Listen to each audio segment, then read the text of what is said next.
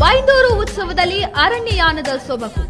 ಹೇಳಿ ಕೇಳಿ ನಮ್ಮ ಕರಾವಳಿ ಭಾಗಕ್ಕೆ ಅರಣ್ಯ ಹೊಸದಲ್ಲವಾದರೂ ಅರಣ್ಯದಿಂದ ಸಂಬಂಧ ಕಡಿದುಕೊಂಡವರ ಹಾಗೆ ನಮ್ಮ ಜೀವನ ಶೈಲಿ ಬದಲಾಗಿದೆ.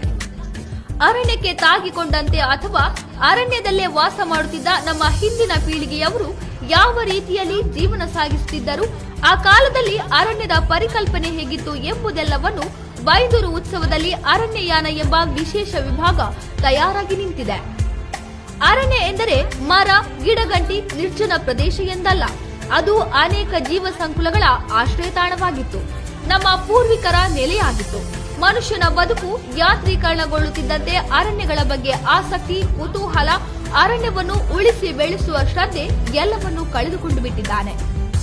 ಇದೆಲ್ಲವನ್ನು ಮರುಪರಿಚಯಿಸುವ ನಿಟ್ಟಿನಲ್ಲಿ ಅರಣ್ಯಯಾನ ಎಂಬ ಪರಿಕಲ್ಪನೆಯನ್ನು ಬೈಂದೂರು ಉತ್ಸವದಲ್ಲಿ ಅಳವಡಿಸಿಕೊಳ್ಳಲಾಗಿದೆ.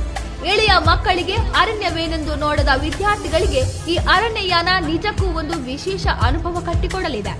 ಅಕ್ಟೋಬರ್ 31 ಗುರುವಾರದಂದು ಬೈಂದೂರು ಉತ್ಸವದಲ್ಲಿ ಈ ಅರಣ್ಯಯಾನ ಉದ್ಘಾಟನೆಗೊಳ್ಳಲಿದೆ.